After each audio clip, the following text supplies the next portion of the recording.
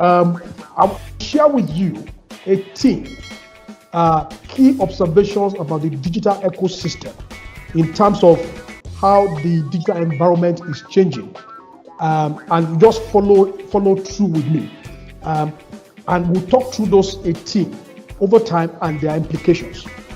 The first one is that the digital ecosystem is getting more pervasive, and we are seeing a massive demystification of digital, driven by the cashless policy of the central bank, especially looking at the last 3 months of the first quarter of this year.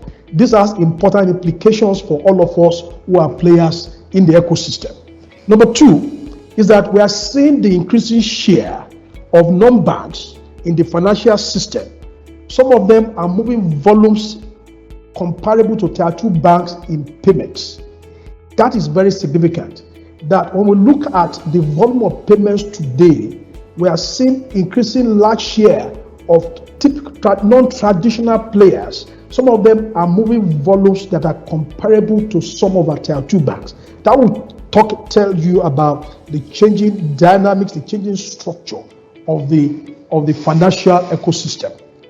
Number 3 is that we are seeing obvious limitations of traditional players in the financial system, especially in the areas of agility, in terms of being agile platforms and so on. A lot of the things I'll be talking about are going to be reflecting on events in the last 4 months of this year, especially during this cashless period.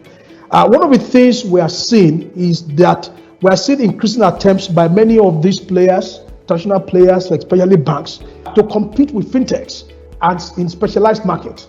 Attempts by traditional players in the financial system, recognizing that the core business may not be as agile, therefore launching from the large ship smaller businesses with some of them called speedboats, to compete with more nimble and agile fintech players.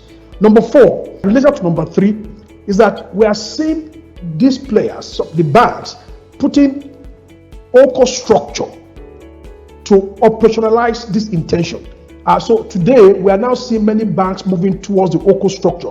And one of their attempts is to put in place a structure that can warehouse the speedboats of the traditional fintech players, recognizing the traditional limitations of trying to run speedboats within traditional financial institutions. I think one of the things you could reflect on, of course, is your own organization as Wema and Alat itself. What are the challenges of running nimble, agile, focused platform within the context of large traditional business?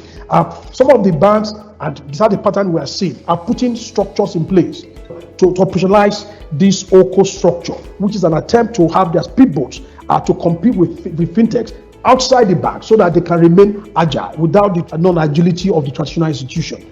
We're also seeing banks moving into non-banking spaces. We're seeing some banks, for example, through their OCO structure, they are having switch licenses. At least we have 2 of the major banks who are now having switching licenses. That is not the way the ecosystem used to be. All these are attempts by banks to launch new speedboats to compete with more agile fintech players.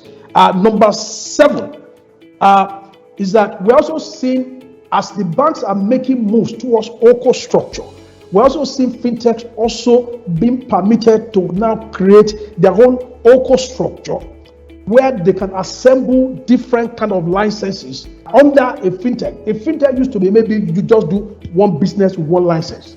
We are seeing now many fintechs who are combining different kind of licenses under a now permitted OCO structure by the central bank, so that you can, for example, have switching, payment processing, terminal service provider. Some of them may even have cross-border, but they will have them separate businesses but under one group. So in terms of what the fintechs are, so as the banks are doing holdco, the fintechs are also doing OCO structure. We are seeing e-commerce players. One of the key things in terms of the things that are changing the ecosystem is what we see are merchant logistic players who are using embedded payment to move into financial systems.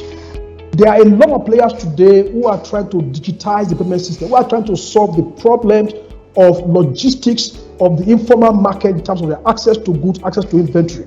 and embedding payments and finance into what they do in merchant logistics.